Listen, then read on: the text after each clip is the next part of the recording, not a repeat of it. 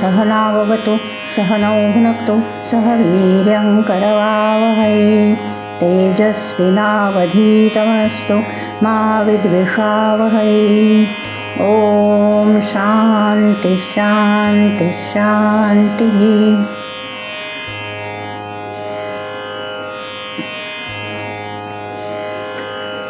एकेकाळी भारतात आत्महत्या किंवा आत्महत्येचा प्रयत्न हा राज्यघटनेनुसार अपराध, क्राईम मानला जात होता.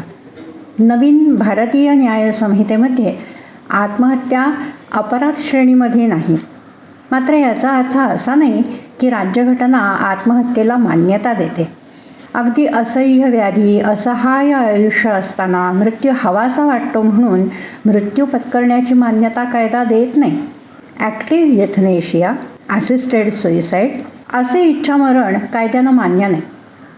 भारतात इच्छामरणाविषयी मोठ्या प्रमाणात विचारमंथन सुरू झाले ते पिंकी विराणी या पत्रकार महिलेने दाखल केलेल्या एका याचिकेनंतर. मुंबईमधील KEM रुग्णालयात अरुणा शानबाग नावाची एक नर्स काम करत होती. 1973 साली त्याच रुग्णालयात काम करणाऱ्या एका वॉर्डबॉयनं तिच्यावर हल्ला केला, अत्याचार केले. तिचा गळा घोटून तिला मारण्याचा प्रयत्न केला. गळा घोटला गेल्याने तिच्या मेंदूला होणारा ऑक्सिजनचा पुरवठा बंद पडला आणि ती बेशुद्ध झाली. पर्सिस्टंट व्हेजिटेटिव्ह स्टेटमध्ये गेली. त्यातून ती शुद्धीवर आलीच नाही. रुग्णालयातील स्टाफ प्रेमानं तिची सेवा करत राहिला. 2009 साली पिंकी विराणी यांनी तिला इच्छामरण देण्यात यावे अशी याचिका न्यायालयात दाखल केली. त्याला KEMमधील कर्मचाऱ्यांनी कडकडून विरोध केला. पिंकी विराणींनी दाखल केलेली याचिका फेटाळली गेली. मात्र न्यायालयाने इच्छामरणाविषयी, पॅसिव्ह युथनेशियाविषयी कठोर निर्बंधांसह काही मार्गदर्शक तत्त्वे सांगितली. यानंतर इच्छामरणासंदर्भात common causes versus union of India केसमध्ये 2018 साली सर्वोच्च न्यायालयाने एक वैशिष्ट्यपूर्ण निर्णय दिला. या निर्णयामध्ये न्यायालयानं म्हटलं, सन्मानानं मरण्याचा अधिकार, right to die with dignity, हा भारतीय राज्यघटनेच्या कलम 21 अंतर्भूत असलेल्या जगण्याच्या अधिकाराचा अविभाज्य भाग आहे आणि जगण्याच्या अधिकाराप्रमाणेच मूलभूत अधिकार, फंडामेंटल राईट आहे. याला अनुलक्षून सर्वोच्च न्यायालयाने जी मार्गदर्शक तत्त्वे सांगितली त्यामधील काही क्लिष्ट भाग काढून टाकून सर्वोच्च न्यायालयानं 2023 साली नवीन मार्गदर्शक तत्त्वे सांगितली, गाईडलाईन्स दिल्या. न्यायालयीन निर्देशांनुसार वैद्यकीय निर्देश इच्छापत्र, ॲडव्हान्स मेडिकल डायरेक्टिव्ह किंवा साध्या भाषेत ज्याला लिव्हिंग विल म्हणतात, हे एक कायदेशीर कागदपत्र आहे. हे विल कशासाठी आणि कोणत्या संदर्भात आहे?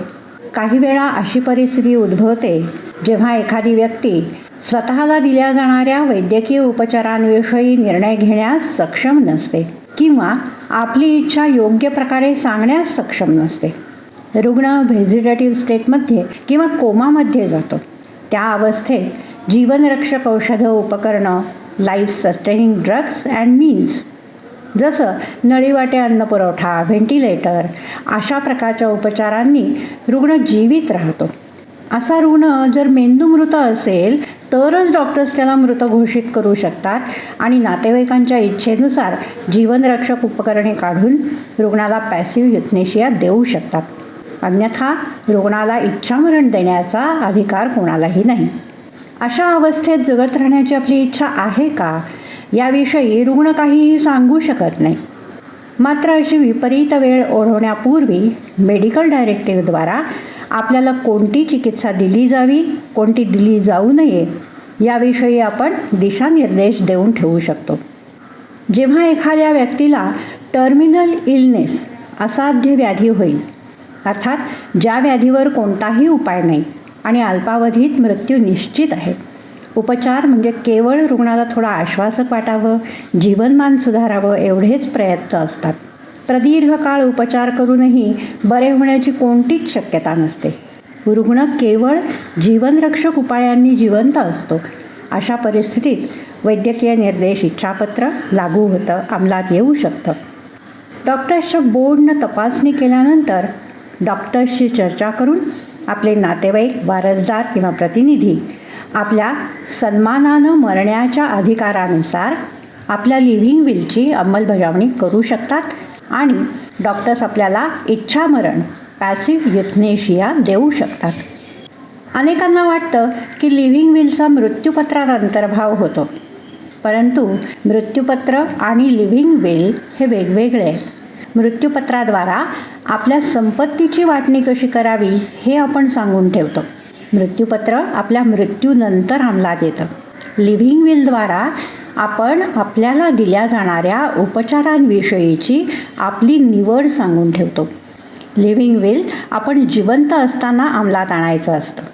मृत्यूपत्र तयार करण्यापेक्षा लिव्हिंग विल तयार करण्याची पद्धतही भिन्न असते. लिव्हिंग विल तयार करण्यासाठी स्टॅम्प पेपर आवश्यक नाही. साध्या A4 कागदावर हे लिव्हिंग विल असावं. हे विल करण्यासाठी मेडिकल सर्टिफिकेट जोडणेही आवश्यक नाही. आपले लिव्हिंग विल कोणी अंमलात आणावे यासाठी आपण लिव्हिंग विलमध्ये एक रिप्रेझेंटेटिव्ह प्रतिनिधी नेमावा. त्याच्या अनुपस्थितीत कोणी निर्णय घ्यावा यासाठी आणखी 2 प्रतिनिधींचा नामनिर्देश करावा. हे प्रतिनिधी शक्यतो आपल्या रक्ताचे नातेवाईक किंवा वारसदार असावे, जसं मुलगा, मुलगी, भाचा, भाची, बहीण, भाऊ इत्यादी. अर्थातच सगळ्यांच्या निरपेक्ष आपली चिकित्सा करणारा डॉक्टरसुद्धा आपल्या लिव्हिंग विलची अंमलबजावणी करू शकतो. आपल्या लिव्हिंग विलवर 2 सज्ञान साक्षीदारांच्या सह्या घ्याव्या आणि त्यांच्यासमोर आपण सही करून हे लिव्हिंग विल नोटराईज करून घ्यावं. कोणत्याही साध्या कागदपत्राचं जसं नोटरायझेशन होतं तसंच याचंही नोटरायझेशन होतं. या लिव्हिंग विलमध्ये काय लिहावं यासाठी मुंबईचे गायनाकोलॉजिस्ट डॉक्टर निखिल दातार यांनी एक नमुना प्रारूप स्पेसिमेन ड्राफ्ट इंटरनेटवर उपलब्ध करून दिला आहे. त्याची लिंक मी इथे देत आहे.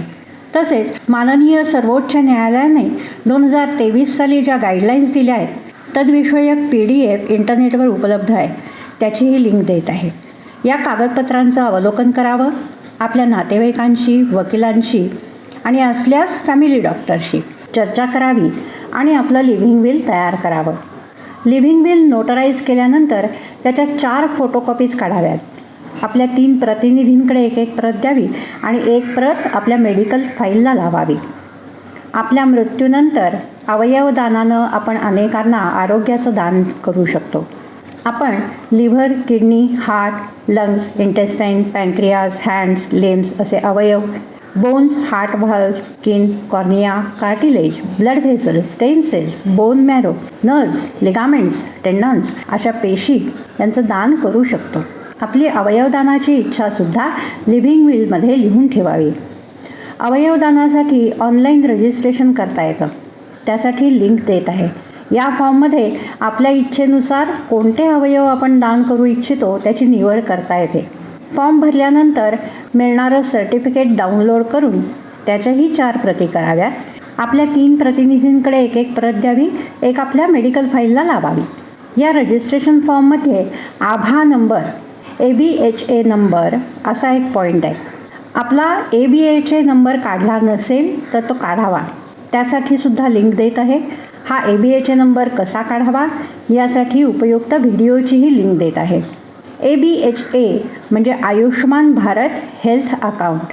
हे एक डिजिटल हेल्थ ID आहे, जिथं आपला आरोग्यविषयक सर्व रेकॉर्ड एका ठिकाणी राहू शकतं, ज्यामुळे आपल्याला सगळे कागदपत्र जवळ ठेवावे लागत नाही. आपल्या चाचण्या, औषधोपचार इत्यादी सर्व वैद्यकीय इतिहास डॉक्टर्सना ऑनलाईन मिळू शकतो. वैद्यकीय शिक्षण आणि संशोधन यासाठी आपण देहदानही करू शकतो. त्यासाठी आपल्याला वैद्यकीय महाविद्यालयात जाऊन फॉर्म भरावा लागतो. असं केल्यास आपल्या लिव्हिंग विलमध्ये याचीही नोंद करावी आणि देहदानविषयक फॉर्मच्या प्रतीही आपल्या प्रतिनिधींकडे द्याव्यात. मात्र देहदान केल्यास अर्धदैहिक संस्कारांसाठी देह परत मिळत नाही, त्यामुळे अनेकांना देहदान करण्याची इच्छा नसते. या व्हिडिओमधल्या सगळ्या लिंक्स डिस्क्रिप्शन बॉक्समध्येही दिल्या आहेत. तुमचे काही प्रश्न असल्यास केव्हाही माझ्याशी संपर्क करू शकता. माझा टेलिग्राम आणि आरत्ताई ID देत आहे. आपल्याला जर व्हिडिओ आवडला तर कृपया लाईक, शेअर, सबस्क्राईब अवश्य करा. तुमचे लाईक्स, शेअर, सबस्क्राईब्स आणि कॉमेंट्स माझ्या चॅनलच्या वृद्धी आणि प्रसारासाठी सहाय्यक होतील. धन्यवाद.